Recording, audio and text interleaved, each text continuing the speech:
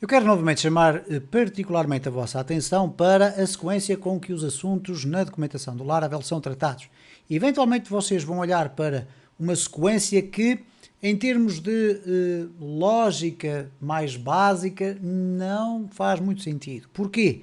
Porque são explanados um conjunto de assuntos de cima para baixo que por vezes são demasiado complicados para uma fase inicial. E eu digo complicados no sentido em que não só são um bocadinho mais complexos de entender, mas também não são assim tão necessários numa fase inicial. O que vocês querem inicialmente perceber ou tirar partido de um sistema como o Eloquent ORM é como é que nós vamos buscar informação com cláusulas, fazer leituras à base de dados e depois como é que nós podemos fazer atualizações, inserções e eliminação de registros na base de dados.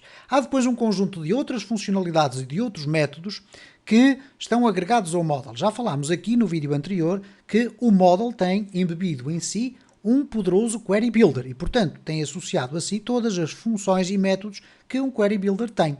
No entanto, uma vez que os resultados devolvidos pelo model, na maior parte dos casos, vêm em formato de uma coleção especial, o que acontece é que, para além das funções do Query Builder, vocês têm também outras funções associadas a esse tipo de coleção. É esta Illuminate Database Eloquent Collection.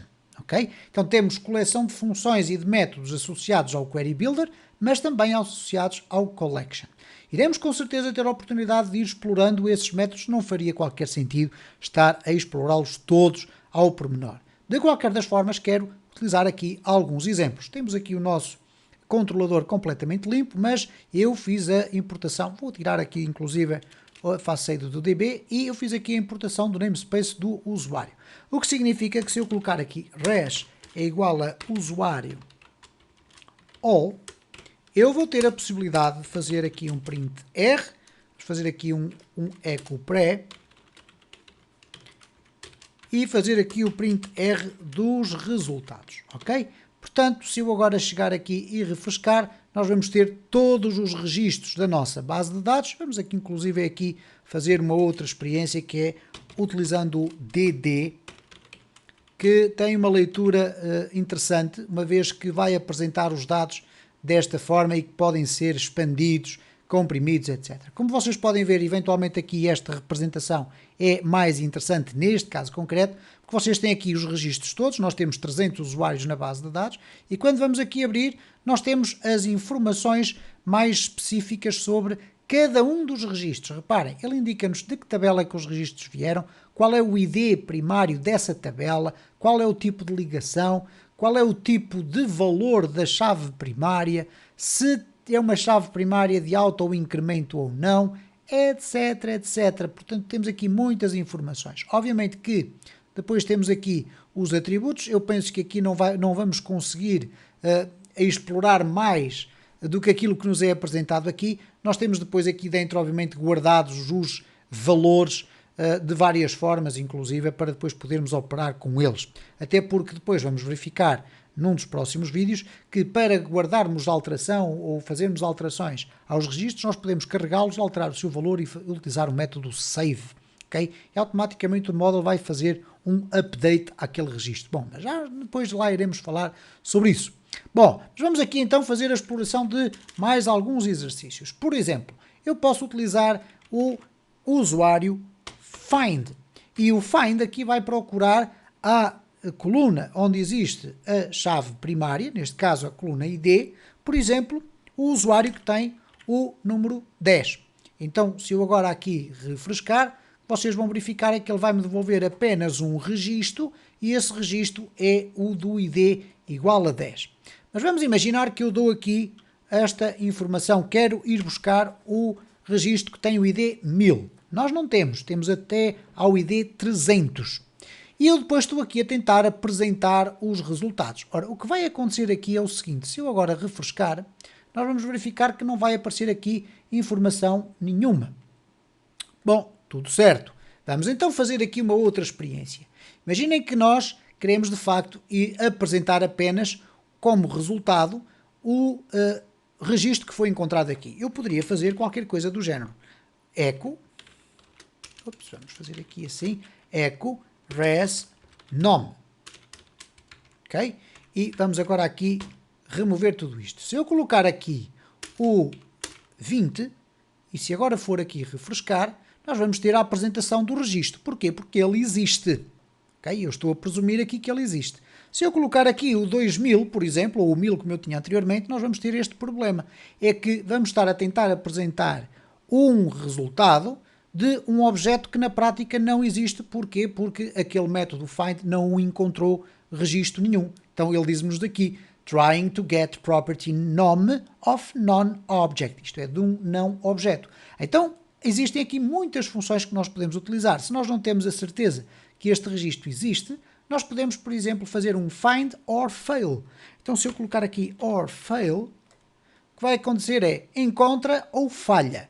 Então, reparem o que é que vai acontecer agora. Ele falha dando um erro 404, que significa um not found. E esta informação que aparece feita desta forma é um mecanismo interno do próprio Laravel que vai apresentar uma view do próprio Laravel indicando que não foi possível encontrar este registro. Então, em vez de termos um erro como aquele que vocês viram anteriormente, nós temos um erro tratado internamente. Bom, nós podemos utilizar aqui as cláusulas, como tivemos a ocasião de verificar. Por exemplo, a cláusula where, onde nós podemos dizer que para os registros todos cuja pontuação seja maior que 10, eu quero ir buscar o primeiro registro. Portanto, só ir buscar o primeiro. Ora, o que é que vai acontecer neste caso? Eu não estou a ir buscar uma coleção, estou apenas a ir buscar um registro, ok? O first, o primeiro. Então eu posso utilizar aqui esta indicação que eu aqui tenho. Então eu vou aqui refrescar e nós vamos ver que existe aqui o nome 2. Bom, vamos olhar aqui aos dados da nossa tabela e vamos olhar aqui para o nome 2 e o que nós dissemos aqui na nossa cláusula foi que para a pontuação ser maior que 10, apresentar o primeiro. Ora, se nós colocarmos aqui uma query para irmos ver quantos registros é que têm uma pontuação superior a 10. Vamos aqui fazer isto desta forma. Vamos aqui executar e vocês vão ver que existem muitos registros, mas lá está. O primeiro é o 2, ok? E portanto, se é o 2, é o primeiro registro que nós queremos apresentar, é esse registro que vai aparecer. Mais uma vez, vamos experimentar a fazer aqui com o 1000. Então nós queremos ir buscar o primeiro registro de um valor que tenha uma pontuação superior a 1000. Não existe. Então nós vamos aqui refrescar e mais uma vez vamos ter aqui este erro.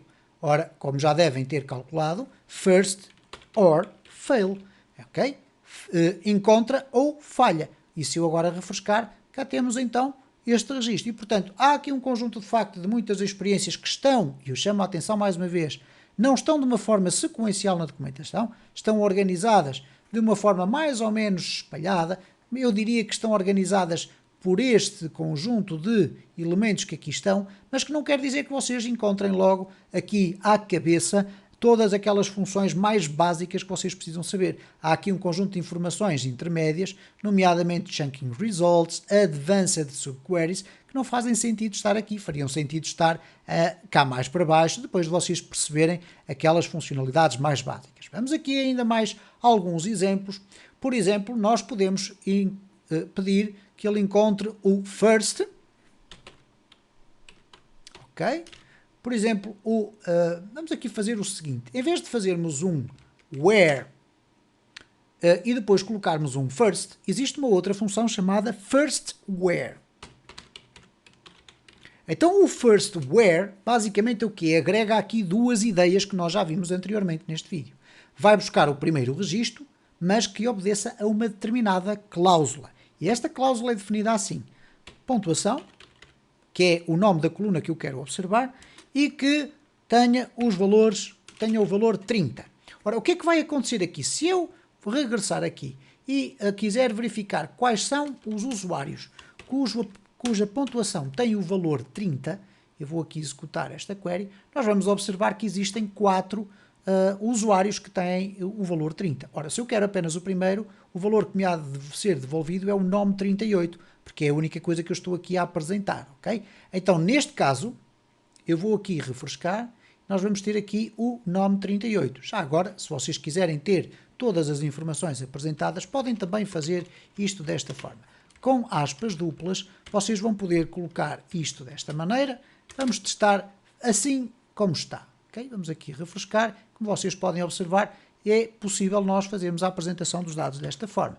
Então, eu vou poder ter aqui o nome e-mail e ainda à frente o pontuação. Ok? Então, se nós formos aqui agora a refrescar, vamos ter aqui os dados todos apresentados e, por conseguinte, nós podemos avançar a partir deste ponto e ter a certeza absoluta que estamos a ver o registro correto. Bom, dito isto, nós temos aqui o first where.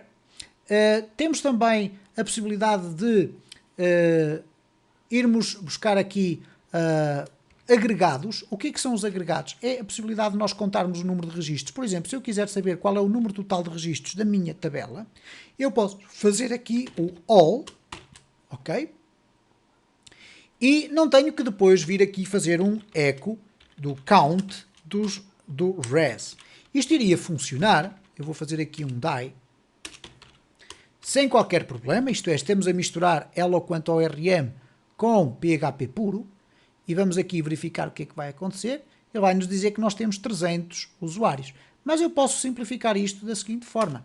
Eu posso dizer que quero que esta variável tenha o count desta query. Esta query que está aqui implícita, obviamente que eu aqui não vou apresentar nada disto, eu vou fazer aqui um echo do res, como já estava.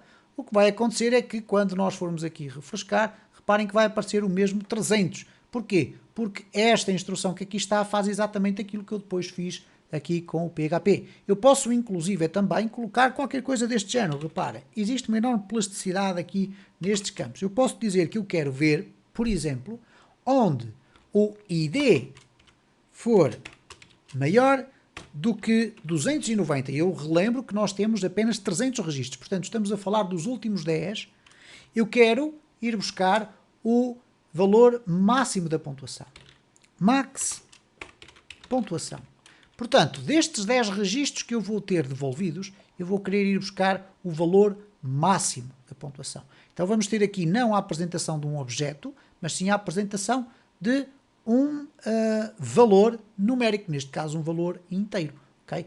E aqui nós temos o 97. Ora, se nós olharmos aqui para esta query, nós podemos aqui tentar fazer aquela query que nós fizemos aqui com o Eloquent ORM. Nós fizemos basicamente isto. Eu vou copiar e vou colar aqui num comentário, só para ter aqui uma guia, e vou dizer assim, select asterisco from. Neste caso, nós aqui queremos até só o max e vamos colocar aqui pontuação. Pontuação. From usuários. Where ID usuário maior que 290. Neste caso, será aqui o maior que 290. Então, esta é a query que à partida nos vai dar o resultado. Ok, ele aqui não tem o ID usuário, peço desculpa, é apenas ID. Ok, vamos aqui executar e reparem como deu também o mesmo resultado. E eu quero terminar este vídeo fazendo aqui novamente um sublinhado que eu já fiz há alguns vídeos atrás, relativamente à utilização de Query Builders, Eloquent ORMs, etc. É tudo muito bonito, é muito interessante, de facto, simplifica a escrita do código, mas um conselho que eu vos dou como profissional da área: nunca se esqueçam de escrever código de MySQL. O código de SQL, perdão, neste caso estamos no MySQL, podia ser no SQL Server, no SQLite, etc. SQL, Structured Query Language. Porquê? Porque só dessa forma vocês podem fazer testes às vossas bases de dados fora do ambiente dos projetos do Laravel. E isso é extraordinariamente importante e eu volto a frisar. Reparem que dentro, por exemplo, desta aplicação, que é o ADSQL, ou, por exemplo, dentro do PHP MyAdmin, dentro do MySQL Workbench, etc., vocês não vão ter um Eloquent ORM. Vão ter, sim, a possibilidade de escrever queries de SQL puro e é, portanto, muito importante que vocês dominem isto e não se fixem apenas em decorar como é que se escrevem estas informações dentro do Laravel, porque no dia em que vocês tiverem que desenvolver um projeto a sério, vocês vão ter sempre que dominar o SQL para poderem testar fora do universo do vosso projeto as queries que vocês produzem.